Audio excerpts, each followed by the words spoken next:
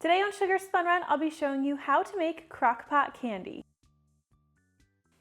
Hey everyone, Sam here, and today I am sharing possibly the easiest candy recipe on my blog. This is Crockpot candy, sometimes known as peanut clusters, though I make it a little different than classic peanut clusters you might be used to. Now, this is a super simple recipe, so let's go ahead and jump right in. Now, it's going to be no surprise to you that you need a crock pot for today's recipe, so I have mine right here, and I will link to the one I use in the description, but any crock pot that's large enough will work just fine. Now, the first ingredient that you're going to need is 4 cups of lightly salted, dry roasted peanuts, and we're going to layer these onto the bottom of your crock pot. Next, you will need 2 pounds of vanilla almond bark, and we're just going to drop this over our peanut layer. You don't want to put the chocolate on the bottom because you don't want it to get too hot. It could end up seizing and then your crockpot candy won't turn out just right. So always put the peanuts on the bottom layer. Next, we'll be adding a 12-ounce bag of semi-sweet chocolate chips. And finally, 1 4-ounce bar of dark chocolate. I like to use Ghirardelli 60% baking chocolate. I don't work with them, I'm not affiliated with them, that's just my preference.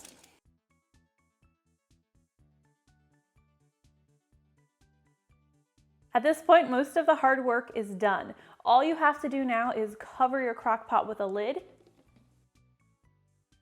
And we'll turn our heat to low, and we're just going to let this sit and cook on low heat for 1 hour. Once an hour has passed, we can go ahead and check on our crockpot candy. Now all we're looking for is we're just checking that all of the chocolate has been completely melted, so you'll want to use a spoon, or I like to use a heat-proof spatula, and just stir everything together. Now you can see not all of my chocolate has completely melted. I have some big chunks of that almond bark left in there. So what I'm going to do is I'm just going to stir it the best that I can right now, and then I'm going to leave it uncovered and continue to cook it, checking every 15 or 30 minutes until all of the chocolate is completely melted. So after another 15 minutes, let's take a look.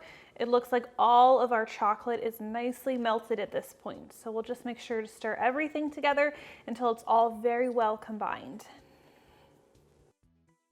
Now turn off the heat on your crock pot, and we're just going to let this chocolate sit for about 5 minutes just to cool for a little bit. Once about 5 minutes has passed, we're going to add our marshmallows. Now this is what sets my crock pot candy apart from a lot of other recipes and a lot of other traditional peanut clusters.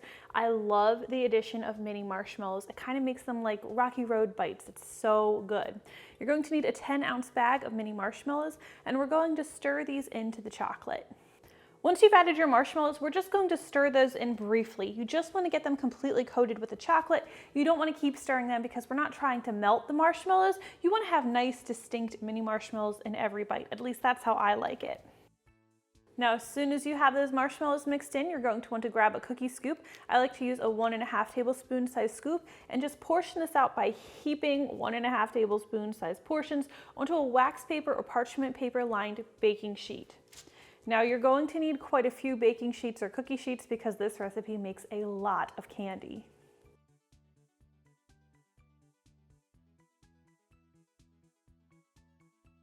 Now this part is completely optional, but I like to decorate my candy with a little bit of sprinkles. So I'm just going to sprinkle these over the crockpot candy while it's still warm, while the chocolate is still melty.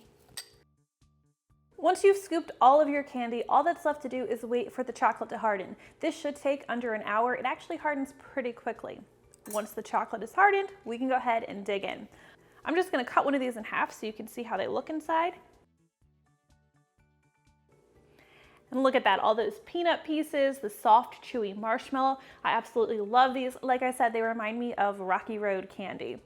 All right, well, I hope you guys enjoyed today's simple recipe for the easiest candy recipe on my blog. And if you try it out, please let me know what you think. I always love hearing from you. Thank you guys so much for watching, and I'll see you next time.